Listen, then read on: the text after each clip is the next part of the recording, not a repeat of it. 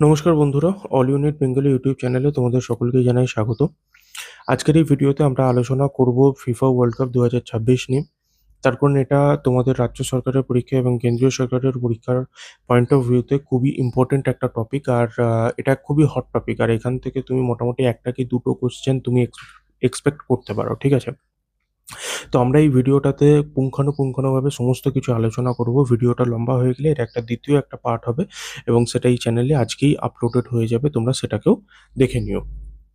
ওকে, তো আমরা এখানে মোটামুটি সমস্ত ব্যাপারটা নিয়ে আলোচনা করব। কোথায় হয়েছে থেকে শুরু করে, কতদিন হয়েছে থেকে শুরু করে, ম্যাসকট কী ছিল সেটা থেকে শুরু করে, অফিসিয়াল স্লোগান কী ছিল সেটা থেকে শুরু করে সমস্ত ব্যাপারটা নিয়ে আমরা আলোচনা করব। ঠিক আছে, চলো শুরু করা যাক।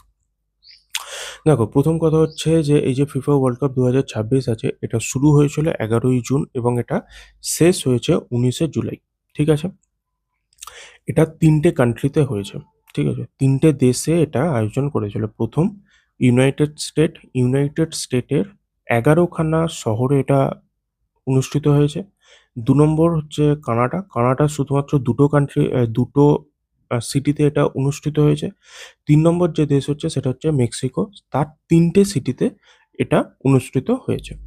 ঠিক আছে, দ্বিতীয় পয়েন্ট, এর সাথে সাথেই তোমরা মনে রাখো যে মেক্সিকো যে শহর, মানে যে দেশটা আছে, সেটা প্রথম দেশ হলো যে কিনা 3টে ওয়ার্ল্ড কাপকে হোস্ট করেছে। ঠিক আছে, Mexico becomes the first country to host the men's world cup 3 times. ঠিক আছে, মেক্সিকো 3টে ওয়ার্ল্ড কাপকে হোস্ট করলো, মানে প্রথম দেশ এই পৃথিবীর মধ্যে যে কিনা মেক্সিকো, সে হচ্ছে এই আমাদের ওয়ার্ল্ড কাপ, যে ফুটবল ওয়ার্ল্ড কাপ আছে, সে 3বার হোস্ট করলো। প্রথম করেছিল 1970 সালে, তারপর 1986 সালে, আর তার 3 নম্বর যেটা হোস্ট করেছে সেটা 2026 সালে। ঠিক আছে, আচ্ছা, তো টোটাল হচ্ছে এই 16টা শহরে হয়েছিল, তার মধ্যে 11টা ইউনাইটেড স্টেটে, 2টো কানাডাতে, আর 3টে মেক্সিকোতে। ঠিক আছে, ওকে, ঠিক আছে, আচ্ছা। 48টা টিম অংশগ্রহণ করেছিল। তোমরা জানো যে 12টা গ্রুপ করা হয়েছিল, চারটে চারটে দলের করে। তারপর সেখান থেকে প্রথমে দুটো করে দল সিলেক্টেড হয়। আমি আশা করছি এটা তোমরা মোটামুটি সবাই জানো, কারণ এটা এটা নিয়ে আমাকে আর বলতে হবে না। দুটো দল সিলেক্টেড হয়, তারপর সেখান থেকে কি আলটিমেটলি একটা 16টা ম্যাচের একটা করা হয়। সেখান থেকে গিয়ে সেটা third place, quarter final, semifinal, সেখান থেকে গিয়ে থার্ড প্লেস, মানে মোটামুটি এটা তোমরা জানো। এটা নিয়ে আর আমি আর বেশি ঘাঁটছি না। ঠিক আছে, আচ্ছা, তো 48টা টিম অংশগ্রহণ করেছিল। টোটাল কটা ম্যাচ হয়েছিল তাহলে? টোটাল ম্যাচ হয়েছিল 104টে। ঠিক আছে, 104খানা টোটাল ম্যাচ হয়েছিল। 39 ডেজ ধরে হয়েছে, অর্থাৎ 39 দিন ধরে টোটাল এটা হয়েছে। তোমরা এটা জানো। আচ্ছা, এবার চলে আসি কে কি প্রাইজ পেয়েছে। এটা কিন্তু ইম্পর্টেন্ট। ঠিক আছে, কারণ দেখো, মোটামুটি আমরা সবাই জানি যে ফিফা ওয়ার্ল্ড কাপের চ্যাম্পিয়ন কে হয়েছে। আমরা জানি স্পেন। ঠিক আছে, যদিও স্পেন খুব ভালো খেলেছে, ঠিক আছে, থ্রু আউট ওয়ার্ল্ড কাপটা মানে খুবই ভালো খেলেছে। আর দেখে বোঝাই যাচ্ছিল যে স্পেনই জিততে চলেছে। ঠিক আছে, মানে আমি তো বুঝতেই পেরেছিলাম যে স্পেনই জিতবে। ঠিক আছে, যদিও আর্জেন্টিনাকে তো চেয়েছিলাম, কিন্তু ঠিক আছে, আর কি করা যাবে। তো রানার আপ হয়েছে আর্জেন্টিনা। ঠিক আছে, 3 নম্বর স্থান গ্রহণ করেছে হচ্ছে ইংল্যান্ড। ঠিক আছে, আচ্ছা, গোল্ডেন বল কে পেয়েছে? এটা কিন্তু হচ্ছে, গোল্ডেন বল বলতে বোঝায় যে কিনা বেস্ট প্লেয়ার।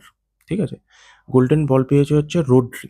সে কোথাকার? সে হচ্ছে স্পেনের। ঠিক আছে, এইগুলোই কিন্তু কোশ্চেন। গোল্ডেন বল কিন্তু মানে এই ওয়ার্ল্ড কাপের এই যেগুলো এখন বলবো, এগুলো কিন্তু ওয়ার্ল্ড কাপের পার্সপেক্টিভে কিন্তু খুবই ইম্পর্টেন্ট কিন্তু। ঠিক আছে, তো এগুলো কিন্তু খুব ভালোভাবে শোনো।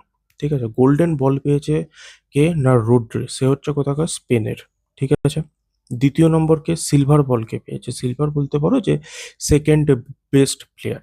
ঠিক আছে, সিলভার বলকে পেয়েছে, সে হচ্ছে মেসি পেয়েছে। সে কোথাকার? আর্জেন্টিনার। ঠিক আছে, বোঝা গেল। তাহলে প্রথম কি গোল্ডেন বলকে পেয়েছে রোড্রি, সে কোথাকার? না স্পেনের। দ্বিতীয় কি সিলভার বলকে পেয়েছে, সে কিনা মেসি, সে কোথাকার? না আর্জেন্টিনার। ঠিক আছে, আচ্ছা, 3 নম্বর যে ব্রোঞ্জ বলকে পেয়েছে, সে হচ্ছে এমবাপে, সে কোথাকার? ফ্রান্সের। ঠিক আছে, এই 3টে বল নিয়ে আমরা আলোচনা করলাম। ঠিক আছে, আচ্ছা, এবার চলে আসি আমাদের বুট।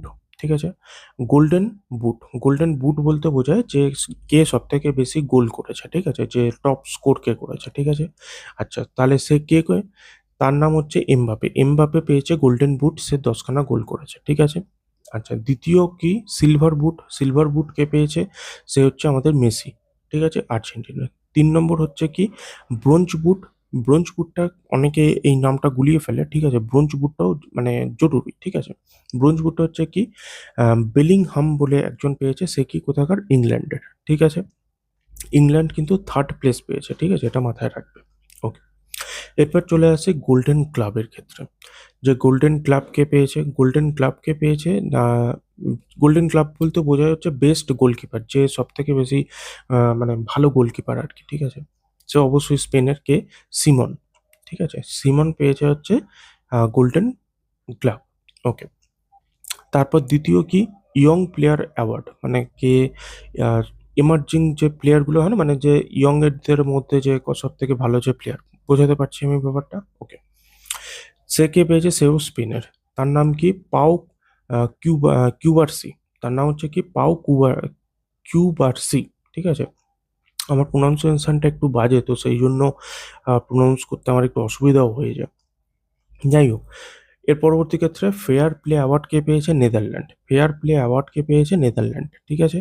এই ফেয়ার প্লে অ্যাওয়ার্ডটা কিন্তু খুব মানে ইম্পর্টেন্ট। ঠিক আছে?